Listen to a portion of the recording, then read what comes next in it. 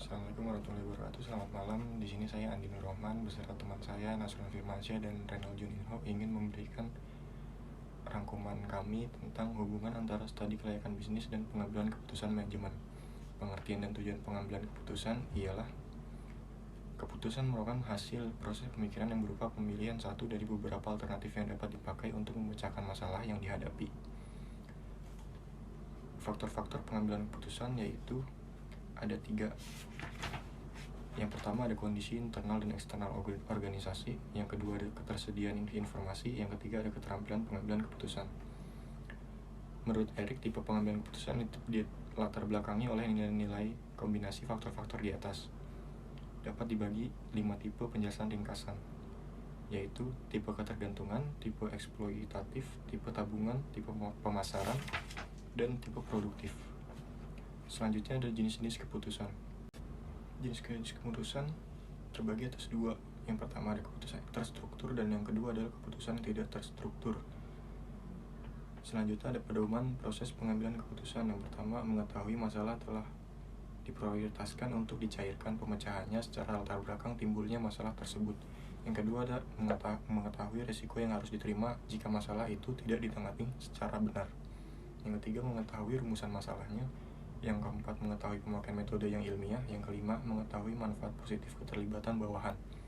Selanjutnya, memiliki keyakinan yang tinggi atas hasil keputusan yang dibuat. Terakhir ada menilai hasil keputusan. Selanjutnya ada model keputusan. Sebelum membahas mengenai model keputusan, perlu jelaskan pengertian model keputusan, yaitu contoh yang mengandung unsur yang bersifat menyederhanakan untuk ditiru kalau perlu. Pentingnya pemakaian model dalam analisis adalah bahwa model itu bermanfaat. Yang pertama ada mengetahui hubungan antara masalah yang dipecahkan dan unsur-unsur yang terkait. Yang kedua, mengetahui hubungan antar unsur-unsur tadi. Yang ketiga, merumuskan hipotesis mengenai hakikat hubungan antar unsur. Selanjutnya, menurut Spatz dan dikutip quote, model dikelompokkan menjadi 5 macam seperti di bawah ini. Yang pertama model matematika, yang kedua model simulasi komputer, yang ketiga model permainan operasional, yang keempat model verbal, dan yang kelima model fisik. Selanjutnya hubungan antara studi kelayakan bisnis dan sumber daya alam. Suatu proyek bisnis terutama di sektor fisik sangat terkait dengan pemanfaatan sumber daya alam. Industri pembuatan pulp dan dipakai sebagai bahan baku kertas dan industri kayu lapis sangat tergantung pada hutan yang ditanami kayu sebagai bahan baku utamanya. Selanjutnya akan diteruskan oleh teman saya. Selanjutnya, bab 4. Hubungan antara studi kelayakan bisnis dan sumber daya alam. Suatu proyek bisnis terutama di sektor fisik sangat terkait dengan pemanfaatan sumber daya alam. Industri pembuatan Philip yang dipakai sebagai bahan baku kertas dan industri kayu lapis sangat tergantung pada hutan yang ditanami kayu sebagai bahan baku utamanya. Industri perubahan sangat tergantung pada lahan yang dapat dibangun perumahan, dan industri air mineral sangat tergantung pada tersediaannya air bersih. 3 contoh memberi gambaran pada kita bahwa sumber daya alam akan terus dimanfaatkan oleh para penguasa untuk kelangsungan dan kemajuan bisnisnya. Yang A, apakah sumber daya alam itu?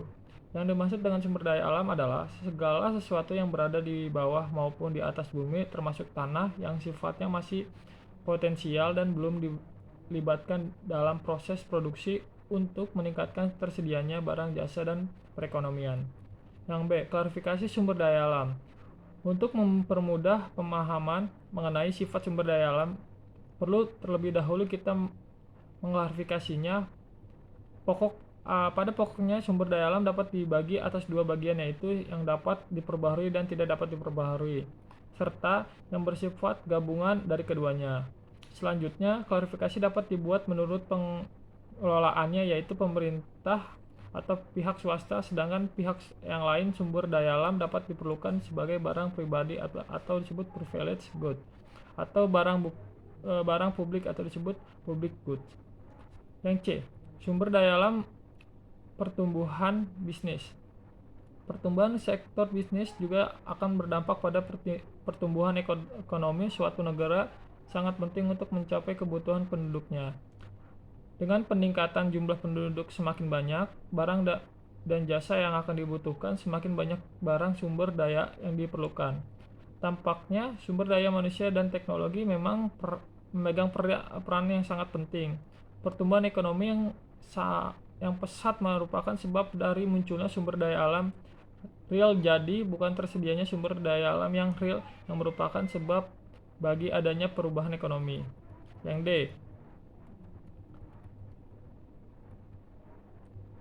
mengelola sumber daya alam yang tidak dapat diperbaharui.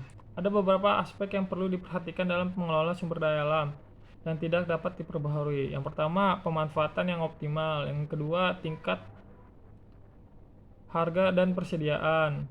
Yang ketiga, ketidakpastian. Yang keempat, faktor lain-lain. Yang E, mengelola sumber daya alam yang diperbaharui. Pengambilan sumber daya alam yang dapat diperbaharui secara optimal dirumuskan sebagai jumlah yang sama atau lebih kecil antara sumber daya alam diambil dan jumlah yang tercipta ulang dalam waktu yang ditentukan. Asumsi yang dapat dianut dalam sumber daya yang dapat diperbaharui adalah bahwa variabel pertumbuhan berkorelasi dengan persediaan mulai meningkat dan berkembang persediaan lalu menurun karena lingkungan alam memiliki daya dukung tertentu, yaitu jumlah populasi maksimum yang dapat ditampung. Bagaimana rencana maksimum nilai sumber daya dapat dilihat bagaimana maksimum nilai sekarang dan dari manfaat sosial ya. Bab 5, hubungan antara studi kelayakan bisnis dan sumber daya manusia. Suatu studi kelayakan bisnis yang telah dinyatakan layak, gagal, atau suksesnya saat direalisasikan sangat tergantung pada kualitas dan kuantitas sumber daya manusia yang tersedia sebagai pelaksanaannya. Mengingat pentingnya ketersediaan sumber daya manusia, bahwa para pengambil keputusan diberi ilmu yang cukup dapat mengelola sumber daya manusia dengan baik. A. Profil pengangguran. Pengangguran merupakan salah satu ketenagakerjaan yang dialami oleh banyak negara termasuk Indonesia. Untuk mengulangi masalah ini telah banyak usaha yang dilakukan pemerintah maupun pihak lain. Profil pengangguran dikelompokkan misalnya menurut penyebab terjadinya pengangguran seperti disajikan di bawah ini. Yang pertama, pengangguran fikasi. 2. Pengangguran musiman. 3. Pengangguran skill. 4. Pengangguran struktural. 5. Pengangguran teknologis. 6. Pengangguran karena kurangnya pemerintah agregat. Baik, selanjutnya ada manajemen sumber daya manusia. Setelah profil pengangguran diketahui dengan baik, pada bagian ini akan dijelaskan bagaimana tahapan-tahapan manajemen sumber daya manusia suatu organisasi dilaksanakan. Menurut Filippo, manajemen sumber daya manusia dapat didefinisikan sebagai suatu kegiatan perencanaan, perorganisasian, pengarahan dan pengawasan atas pengadaan, pengembangan, pemberian kompensasi, pengintegritasan, pemeliharaan, dan pemutusan hubungan tenaga kerja dengan maksud untuk membantu tujuan perusahaan, individu, dan masyarakat. Dipandang perlu untuk menjelaskan secara singkat beberapa istilah dari definisi di atas adalah seperti berikut. Yang pertama ada pengadaan, kedua pengembangan, ketiga kompensasi, keempat integrasi, kelima pemeliharaan, keenam pemutusan hubungan kerja. Lalu ada proses penerimaan karyawan.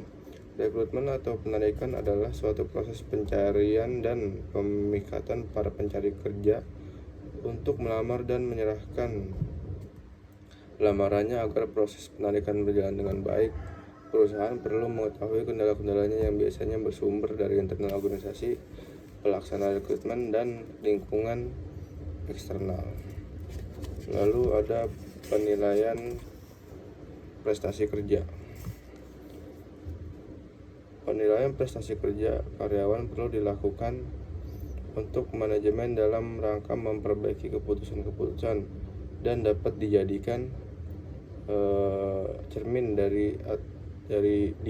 diri atau umpan balik bagi karyawan tentang pelaksanaan kerja mereka.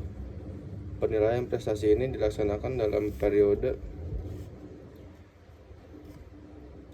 waktu tertentu disesuaikan dengan kebutuhan, misalnya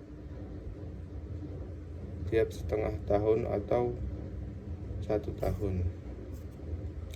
Pendekatan Dalam wawancara evaluasi ada beberapa macam, yaitu yang pertama ada tell and sell, kedua tell and listen, dan yang ketiga ada problem solving. Selanjutnya ada kompensasi. Kompensasi adalah segala sesuatu yang diterima karyawan sebagai balas jasa atas kerja mereka, sehingga program-program kompensasi menjadi hal yang penting bagi perusahaan untuk terus disesuaikan, karena merupakan salah satu cara untuk meningkatkan prestasi kerja, motivasi kerja, dan kepuasan kerja. Administrasi kompensasi mempunyai beberapa tujuan, antara lain untuk memperoleh karyawan yang cakap, dapat mempertahankan karyawan yang ada, dapat merealisasikan pengupahan yang adil, dan dapat mengendalikan biaya-biaya yang akan dialokasikan untuk pembayaran kompensasi, serta memenuhi kompensasi perlu melakukan evaluasi atas kerja yang ada dan bila perlu melakukan studi banding. Selanjutnya ada audit personalia. Sebagaimana diketahui, tidak dapat diasumsikan bahwa cara kerja bagian personalia terbebas dari kesalahan atau penyimpangan. Karena itu, audit personalia menjadi hal yang penting untuk dilaksanakan. Pendekatan-pendekatan yang dapat dipakai dalam audit personalia ada beberapa macam. Di antaranya ada komparatif, kedua ada wewenang dari luar, tiga statistik, keempat kepatuhan, dan kelima MBO atau manajemen by objektif. Baik, sekian dari kelompok kami, kurang lebihnya mohon dimaafkan. Assalamualaikum warahmatullahi wabarakatuh.